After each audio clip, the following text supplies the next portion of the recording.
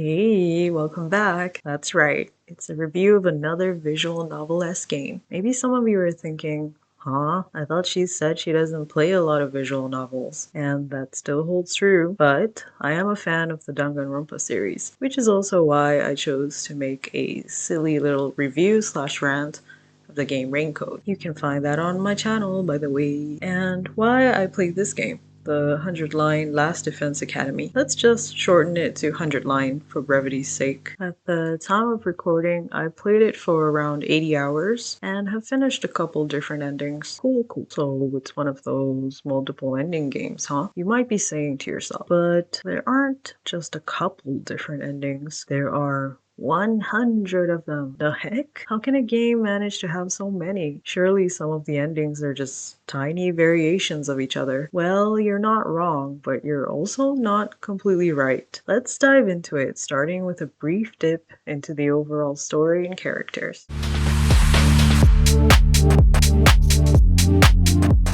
100 Line follows the red-haired protagonist Takumi, who lives in the Tokyo residential complex with his mom and childhood friend Karuwa. He makes it a point to stress how peaceful and normal his life is, save for the occasional sirens that blare throughout the complex from time to time, urging residents to evacuate to the safety of nearby shelters. He and Karuwa don't really know what the sirens are for and what the danger is, but one day they find out. One day, Takumi and Karuwa get separated during one of the routine evac orders, and Karuwa ends up in a dangerous situation. She's surrounded by monstrous creatures, and it's up to Takumi to save her. But how? Takumi's just a regular civilian. That's when the deceptively cute mascot of the game appears, Sirei. He tells Takumi that in order to save Karuwa, he needs to use something called an infuser to unlock his potential power. To use the infuser, he effectively needs to stab himself with it. This part reminded me of Persona 3, where the protag shoots himself, and I was like,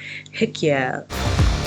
So, long story short, Takumi beats the enemies, but then suddenly falls unconscious and wakes up in a classroom with other teens in a similar situation. Japanese story with teenagers in a school setting? Check. Here you get introduced to the cast of characters who are all very different from each other. There's a softy gangster type guy, the horror-loving emo girl, the self-deprecating guy, some twins where the brother is super overbearing, the mean mommy character, you get it. And then there was this guy. Not gonna lie, as soon as I saw and interacted a bit with him, I was like, this guy is so nice. But he's also kind of handsome and wears glasses. Now, I know it sounds like they're pretty tropey, but 100 Line does something that Raincoat failed really hard at. For context, the game Raincoat tended to discard characters fairly quickly, but in 100 Line, because you spend so much time with these characters, there's a lot of room for character development and many more opportunities to feel attached to them. For example, this character here, Darumi. Darumi is a character that frequently makes references to killing games, makes jokes at inappropriate times, and in the beginning she just really seems like a comedy act. That's just there to make things quirky, so I did find myself brushing her off a lot. But then I end up on a route that sort of centers around her, and it really bumped her up the character tier list. Oh yeah, there's also a second school with a fun female wrestler, samurai girl, tsundere tomato head girl, an assassin guy, and Nozomi, who looks exactly like Takumi's childhood friend Karuwa. Anyway, all these characters are told that they're on a mission to save humanity,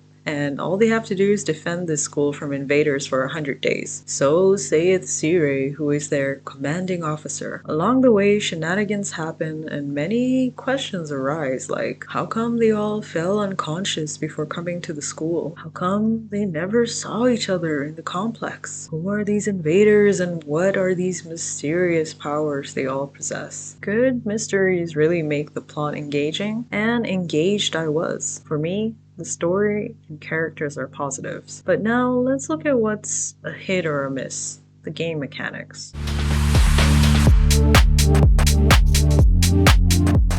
Well, It's a visual novel-esque game, so most of the time you'll be reading through the 100 days. The school will get attacked by invaders, usually with a boss commander on specific days. Here, Takumi and the gang will have to protect a barrier machine thing and stop invaders from breaching the school defenses. The battles use a turn-based tactical system. Every round you're allocated a certain number of AP. Moving or using a character skill uses 1 AP. Every character has unique attack patterns on a grid. There are also support skills, like Nozomi can heal other characters and others can boost attack or defense. When you use these skills, you build up voltage, which you can use to execute finishing moves, which later stun that character the next turn. You can also activate this move as a desperation skill. When characters lose enough health, they can sacrifice themselves to execute it, which costs no voltage, but instead builds a lot of it. But of course, you'll lose that character for the current wave. After that wave, though, they'll be conveniently revived. Anyway, in summary, it's not a bad battle system, and I'm happy they have something different to do in between reading. However, later on you'll realize that some characters are just kind of better than others. I try to use everyone and upgrade all their skills, but clearly some characters were the developers' golden children. The battles aren't hard too, unless you're not paying attention to the barrier, I guess. In fact, there was one final battle at the end of a certain route that I managed to strategize around and win with favorable conditions. But the game wouldn't let me progress because that's not how it's supposed to go narrative-wise. So,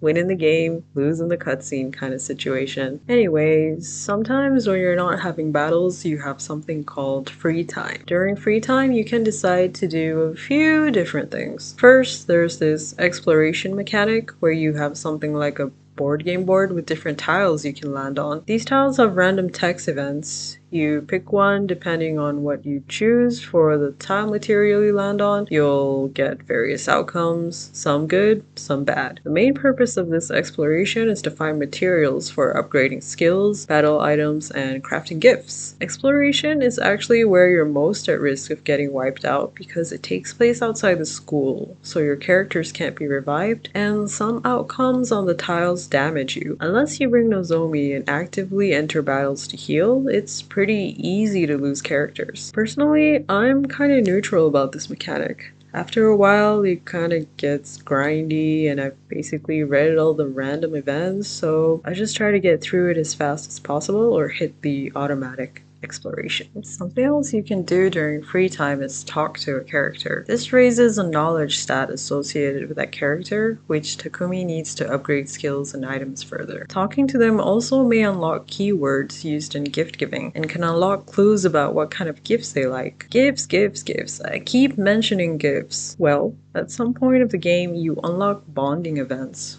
which you get from building affinity with characters. You do this by giving them the preferred gifts. These bonding events are fine for me, like you get to know a little more about the character and get a blue star slapped onto your report card like the good student you are. During free time you can also do practice battles, or if you feel like there's just too many free time days, Takumi can just bed rot and pass time. Then the last mechanic I can remember is this little persuasion mini game where you listen to someone talk and you have to choose the right dialogue option. It's a time thing, and if you pick the wrong one, you have to restart. Personally, I kind of disliked this minigame simply because dialogue options appear and disappear while the character you're trying to convince is talking, and if you don't choose anything before the timer runs out, you automatically fail. Like, some options only appear right at the end. Why not just present all the options immediately? Ugh. But yeah, in summary, the battle's okay, and the other mechanics are kinda meh.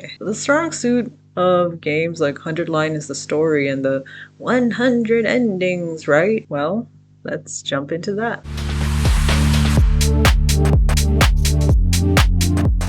Alright, so before I start talking about the routes, a little disclaimer. Before you can access the part of the game where you can make different choices, you have to play through the initial 100 days. It took me about 30 hours to finish the initial playthrough, so yes, it kind of is a very long prologue. It does introduce you to the main aspects of the story, but maintains a lot of secrets, so I didn't mind it all too much. If you go in expecting to immediately have access to those 100 endings, endings. However, I can see how you might get disappointed. So stick to it and the game will open up. Anyway, back on track. From what I understand, there are several main routes you can end up on depending on your choices. I have noticed that sometimes the choice you make on that route just kind of leads you to a bad ending rather than a fully ultra-packed rich ending, which is why I said you weren't completely wrong for thinking that some of those 100 endings are kind of slight variations of themselves. However, the routes you end up on differ quite significantly. Like, the first route I ended up on revealed a ton of information, and after I had consumed all of that sweet lore, I was like, well, I guess I know everything now. I wonder what the other routes could possibly show me, and I have to admit, a couple routes I got after that super great one were a little disappointing. I think it's because different routes have different writers, so you can kind of see the difference in quality in some of them. Also, at some point I was on a route that seemed like it would be the perfect one, then I get hit with a story block. It wouldn't let me progress until I had seen specific endings. They probably did that because the writers thought certain things wouldn't make sense unless you see what's revealed in those endings, but I don't know, how hard can it be to just try and piece information together on your own? I mean, that's basically what you do in the initial 100 days since so much is withheld from you as the player. So yeah, so far I've encountered one story block, but good to know these things exist, right? I guess another possible reason they went with this story block thing is to get players to explore a bunch of choices and branches, which brings up the question, are you meant to keep playing the game until you get all those 100 endings? Personally, and this is in my opinion, no, I don't think that's what the developers intended. Why? Because after a while the game does start to feel a bit tedious. Yes, you have the fresh narrative of a new route, but the other parts of the game, the gameplay can feel very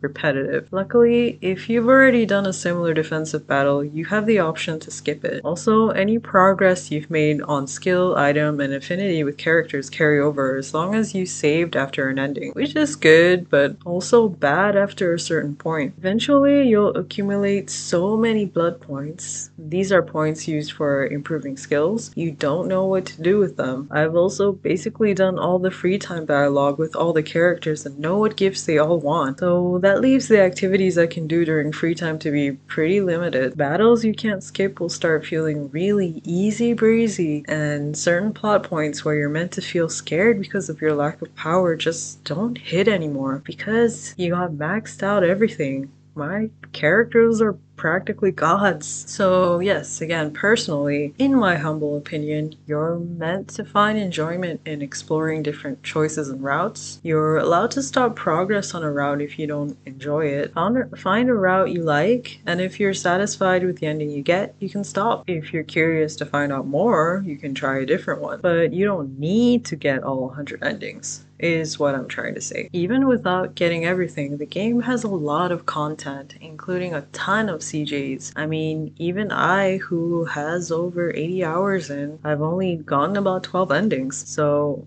to sum it up, you'll like this game if you like a narrative-based experience with plenty of mystery and intrigue. You like the idea of branching story routes. You like an overall tone that doesn't take itself too seriously. And characters play a significant role in if you enjoy a game, and you like seeing them develop. However, don't go into the game expecting a top-tier strategy RPG. The battle system does what it's supposed to do, but it's not very challenging or thought-provoking. Also, keep in mind the long prologue that doesn't let you make any choices. If these details are okay with you, I highly recommend getting 100 Line. Despite its flaws, I did, and still do, enjoy my time with it. And yeah, sure, sometimes I get really frustrated with the characters and want to wring their little necks, especially Ema, that little shite. But I guess that's what happens when you have a group of very different people forced to work together. Overall, I would give the game about a 7 out of 10. Thanks for watching, guys. I appreciate that you've stayed with me until the very end of the video. Have you played 100 Line, or are you interested in getting it? Which character do you like? Personally, I find Tsubasa to be the most reliable and level-headed. Let me know your thoughts in the comments below. See you next time!